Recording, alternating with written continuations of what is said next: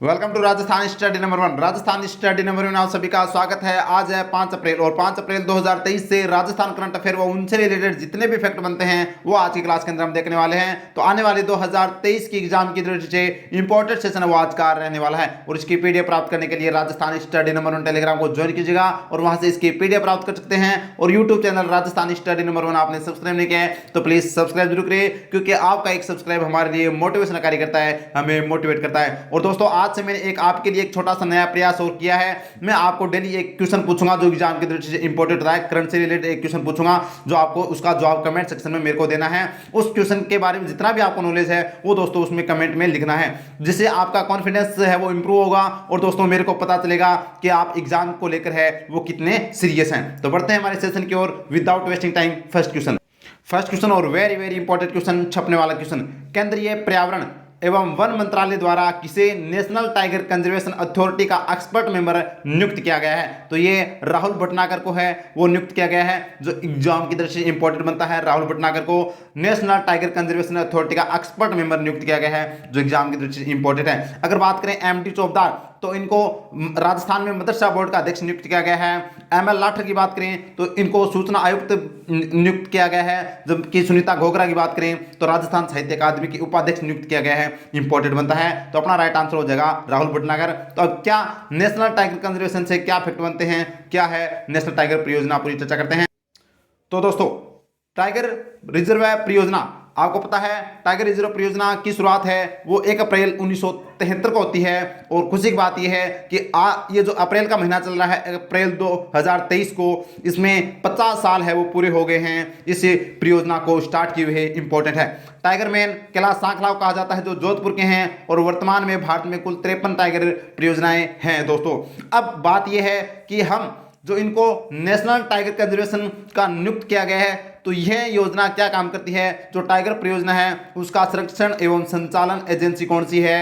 NTCA यानी national tiger conservation authority. और जिसका दोस्तों एक्सपर्ट मेंबर किसे नियुक्त किया गया है? राहुल भटनागर को, जो राजस्थान से। यही क्वेश्चन था, इंपॉर्टेंट है। फिर बात करें 1 अप्रैल 2023 को 50 वर्ष पूर्ण हो गए हैं किसको? इस परियोजना को स्टार्ट किए हुए। इंपॉर्टेंट है। अब राजस्थान से क्या फैक्ट बनते हैं टाइगर परियोजना से वो देखिए अपने बूस्टर डोज में। देखिए राज्य की पहली बाघ परियोजना कौन सी है? रणथंभौर बाघ परियोजना है जो 1973 में चलाई गई थी। राज्य की पहली बाघ परियोजना दूसरी बाघ परियोजना कौन सी है? तो ये सरिस्का बाघ परियोजना है जो 1978-79 के अंदर चलाई गई थी। और राज्य की तीसरी बाघ परियोजना मुकुंदरा हिल्स बाघ परियोजना है जो 2013 में स्टार्ट हुई। और राज्य की चौथी बाघ परियोजना कौन सी है? तो यह चौथी बाघ परियोजना रामगढ़ विषधारी बाघ परियोजना है जो 2021 में इसको शुरुआत हुई है। इंपॉर्टेंट है, पूछा जा सकता है एग्जाम की दृष्टि से। अब बात की जा रही है नियुक्ति की, तो राजस्थान में हाल में नई नियुक्ति किसकी हुई है वो देखते हैं। तो देखिए हाल में राजस्थान साहित्य अकादमी उदयपुर की उपाध्यक्ष किसे बनाया गया है? तो सुनीता घोगरा को।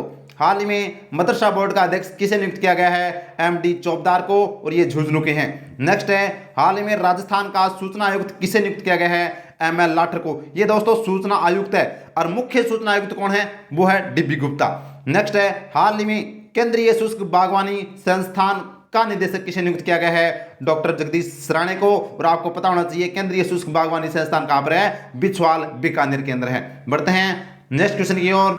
नेक्स्ट क्वेश्चन और ये भी इंपॉर्टेंट क्वेश्चन है भाई। राजस्थान संस्कृति युवा संस्था की ओर से 29वें राजस्थान गौरव अवार्ड समारोह का आयोजन कहां किया गया? जयपुर में है वो किया गया। इंपॉर्टेंट है भाई, देख सकते हैं। तो 29वें राजस्थान गौरव अवार्ड समारोह का आयोजन जयपुर में किया गया।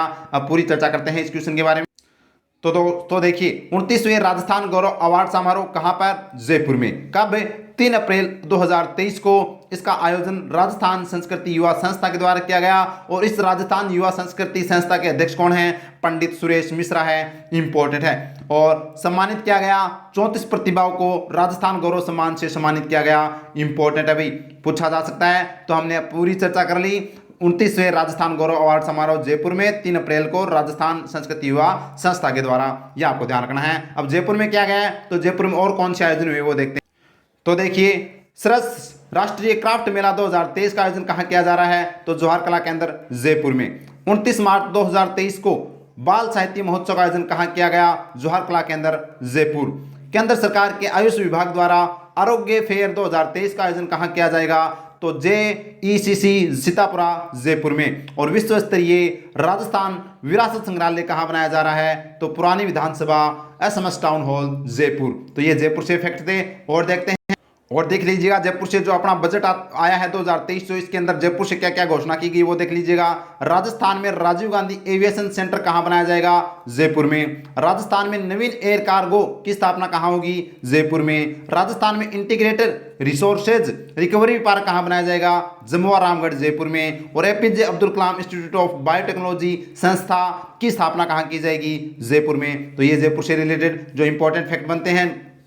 और देख लीजिएगा जयपुर से क्या फैक्ट बनते हैं बूस्टर डोज में। फिनटेक पार्क किस जिले में स्थित है, जयपुर में। स्टेट रोड सेफ्टी इंस्टीट्यूट किस जिले में बनेगा, तो यह जयपुर में है। बाबा आमटे दिव्यांग विश्वविद्यालय कहां पर है, जामडोली जयपुर में। और जीनोम सीक्वेंसिंग लैब कहां पर स्थित है, SMS अस्पताल जयपुर में। तो ये जयपुर से जितने भी एग्जाम की दृष्टि से इंपॉर्टेंट फैक्ट थे वो मैंने आपके सामने एक साथ रख दिए हैं। नेक्स्ट क्वेश्चन और इंपॉर्टेंट क्वेश्चन। अगर वास्तव में क्लास आपको अच्छी लग रही है तो क्लास को लाइक कीजिएगा, ज़्यादा से ज़्यादा शेयर कीजिएगा और कमेंट सेक्शन में कमेंट जरूर कीजिएगा जो मैं क्वेश्चन पूछूंगा उसका। नेक्स्ट है, हरियाणा में आयोजित 19वीं mountain bike cycle national championship में राजस्थान ने कौन सा पदक जीता है, इंपॉर्टेंट है भाई। राजस्थान ने रजत पदक जीता है। राजस्थान ने रजत पदक जीता है किसके अंदर, 19वीं mountain bike cycle national championship के अंदर। इंपॉर्टेंट है। अब देखते हैं इससे रिलेटेड क्या फैक्ट बनते हैं। तो देखिए 19वीं mountain bike cycle national championship कहां पर हुआ, तो इसका आयोजन है वो पंचकुला हरियाणा में हुआ। ये वही पंचकुला है जो चौथा जो अपना खेलो इंडिया यूथ गेम्स हुआ था, ये आपको ध्यान रखना है। तो पंचकुला हरियाणा के अंदर है, इसका आयोजन किया गया। विजेता कौन हुआ, तो INS जो पटियाला है वो है दोस्तों विजेता रहा। उसने 9 मेडल है वो जीते हैं, जिसमें से 7 गोल्ड और 2 है वो रजत जीते हैं, ये आपको ध्यान रखना है। और राजस्थान की बात करें तो राजस्थान ने रजत पदक जीता मनीषा चौधरी के द्वारा, जो जोधपुर की है। इंपॉर्टेंट है भाई, ये नाम याद रख लेना, एग्जाम की दृष्टि से इंपॉर्टेंट बनेगा। मनीषा चौधरी का संबंध किस खेल से है, तो साइकिलिंग से है, यह आपसे पूछा जा सकता है। माउंटेन बाइक साइकिल से संबंधित है। पहली बार राजस्थान ने यह पदक जीता है, इंपॉर्टेंट है। और पदक तालिका में राजस्थान 11वें स्थान पर है, यह भी आपसे इंपॉर्टेंट फैक्ट है, वो पूछा जा सकता है। तो राजस्थान ने पहली बार यह जीता है, तो ये एग्जाम की दृष्टि से इंपॉर्टेंट बन जाता है। बढ़ते हैं अपने बूस्टर डोज। बूस्टर डोज में देखिए 45वां जूनियर बालक राष्ट्रीय हैंडबॉल टूर्नामेंट का आयोजन कहां किया गया, तो बांसवाड़ा में किया गया। West zone junior 18 year hockey प्रतियोगिता में राजस्थान महिला टीम ने कौन सा पदक जीता है, कांस्य पदक जीता है। और 6वीं फेडरेशन कप पुरुष महिला वुशु प्रतियोगिता में ओवरऑल टीम चैंपियन कौन बना है, तो राजस्थान बना है। और नेशनल पेंटिंग कैंप का आयोजन है वो राजस्थान विश्वविद्यालय जयपुर में किया गया है। नेक्स्ट क्वेश्चन, और ये भी इंपॉर्टेंट क्वेश्चन है भाई। अखिल भारतीय शिक्षाविद पृथ्वीनाथ भान साहित्य सम्मान 2023 किसे दिया जाएगा, तो ये रमेश खत्री को दिया जाएगा। इंपॉर्टेंट है भाई, रमेश खत्री को यह अवार्ड दिया जाएगा।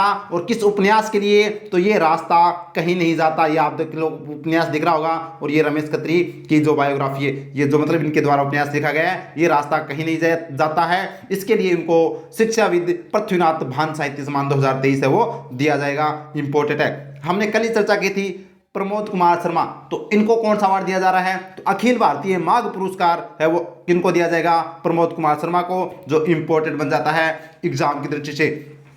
अगर आप बात करें अपने बूस्टर डोज की तो देखते हैं बूस्टर डोज में देखिए जो इंपॉर्टेंट अपने अवार्ड बन जाते हैं, पुरस्कार बन जाते हैं, जो आपसे पूछने की पूरी संभावना है। हाल में वीर शहीद नानक भाई भील सामाजिक नेतृत्व पुरस्कार किसे दिया गया, तो ये रणवीर ठोरिया को दिया गया। हाल में श्री मानगढ़ धाम गौरव पुरस्कार से सम्मानित किया गया, तो ये ताराचंद मीणा को, जो उदयपुर के जिला कलेक्टर हैं। नेक्स्ट है वीर बालक एकलव्य पुरस्कार से सम्मानित किया गया डॉक्टर सुनीता मीणा को। और शहीद जनजाति वीर बाला कालीबाई पुरस्कार किसे प्रदान किया गया, तो राज कलासुआ को प्रदान किया गया। Very very important. और देखिए हाल ही में धनुधर श्री लुम्बाराम पुरस्कार किसे प्रदान किया गया, ललित मीणा को। और हाल ही में नानाबाई खांड शिक्षक गौरव पुरस्कार किसे प्रदान किया गया, दुर्गाराम मुवाल और महेंद्र मीणा को। ये वही दुर्गाराम मुवाल है जिनको 2022 के अंदर शिक्षक अवार्ड दिया गया था। नेक्स्ट है हाल ही में एक आदिकवि महर्षि वाल्मीकि गौरव पुरस्कार किसे दिया गया, तो डॉक्टर किरण मीणा को। और हाल ही में मेवाड़ वीर राणा पुंजा भील प्रतिभा पुरस्कार किसे दिया गया, दीपिका मीणा को। जो एग्जाम की दृष्टि से इंपॉर्टेंट जितने भी अवार्ड थे वो मैंने आपके सामने रख दिए हैं। नेक्स्ट क्वेश्चन है राजस्थान यूनिवर्सिटी का 18वां अंतर्राष्ट्रीय यूथ फेस्टिवल का आयोजन कब किया जाएगा, तो इसका आयोजन है वो 5 से 6 अप्रैल 2023 को है, वो इसका आयोजन किया जा रहा है, यानी आज से यह स्टार्ट हो जाएगा। वेरी वेरी इंपॉर्टेंट है, जो एग्जाम की दृष्टि से पूछा जा सकता है। राजस्थान यूनिवर्सिटी की बात करें तो राजीव जैन इसके अध्यक्ष हैं और यह जयपुर के अंदर है, यह आपको ध्यान रखना है। बढ़ते हैं नेक्स्ट क्वेश्चन की। नेक्स्ट क्वेश्चन है बजट घोषणा 2023-24 के अनुसार महिला निधि के माध्यम से ऋण लेने पर राज्य सरकार द्वारा कितने प्रतिशत ब्याज अनुदान दिया जाएगा? तो 8% है वो ब्याज अनुदान दिया जाएगा, जो इंपॉर्टेंट है, पूछा जा सकता है। वेरी वेरी इंपॉर्टेंट है। बढ़ते हैं और ये आज का सवाल आपके लिए, और ये सवाल आपके लिए दोस्तों, आज का प्रश्न आपके लिए 2 अप्रैल 2023 को राजस्थान से खेलने वाले किस पूर्व क्रिकेटर का निधन हो गया? इसका जवाब आपको कमेंट सेक्शन में मेरे को देना है। और इन चारों ऑप्शनों के बारे में आप अगर जानते हैं तो इनके बारे में भी आपको कमेंट सेक्शन में आपको कमेंट करना है, ताकि मेरे को पता चले कि आप कितने एग्जाम को लेकर सीरियस हैं। अब करते हैं हम 4 अप्रैल का अपना रिविजन। तो 4 अप्रैल 2023 का रिविजन कर लेते हैं। फर्स्ट क्वेश्चन देखते हैं। तो उदयपुर जिला प्रशासन द्वारा बालिकाओं एवं महिलाओं को सॉफ्टवेयर प्रोग्राम सिखाने के लिए कौन सा अभियान शुरू किया गया? अभिलाषा कार्यक्रम। वेरी वेरी इंपॉर्टेंट है अभिलाषा कार्यक्रम, जो एग्जाम की दृष्टि से इंपॉर्टेंट। नेक्स्ट क्वेश्चन है राजस्थान संस्कृत अकादमी द्वारा 2022-23 के लिए अखिल भारतीय माघ पुरस्कार किसे दिया जाएगा? तो ये प्रमोद कुमार शर्मा को दिया जाएगा, जो हमने चर्चा की थी। बढ़ते हैं आगे। नेक्स्ट क्वेश्चन है 2 अप्रैल 2023 को राजस्थान से खेलने वाले किस पूर्व क्रिकेटर का? इसका तो जवाब आपको देना भाई, ये मैं नहीं बताऊंगा। नेक्स्ट क्वेश्चन की हम चर्चा करते हैं। रोमा देवी फाउंडेशन द्वारा वाणी उत्सव का आयोजन कहाँ किया गया? तो ये कहाँ पर किया गया? जेतसर तालाब शिव शक्ति धाम बाड़मेर में है, वो रोमा देवी फाउंडेशन के द्वारा वाणी उत्सव का आयोजन किया गया। इंपॉर्टेंट है भाई, जिनमें 4 कलाकारों को पुरस्कार से सम्मानित किया गया। नेक्स्ट क्वेश्चन 36वीं सब जूनियर 5वीं कैडेट नेशनल प्रतियोगिता का आयोजन कहाँ किया जा रहा है? तो कोटा के अंदर है, वो इसका आयोजन किया गया है। तो दोस्तों ये था आज का सेशन। उम्मीद करता हूँ सेशन आपको अच्छा लगा होगा, और उस क्वेश्चन का दोस्तों कमेंट सेक्शन में जरूर कमेंट करके बताना मेरे को, मुझे को भी पता चले कि आप कितना सीरियस हैं, और जितना आपको नॉलेज है उतना आपको लिखना है उस क्वेश्चन के बारे में।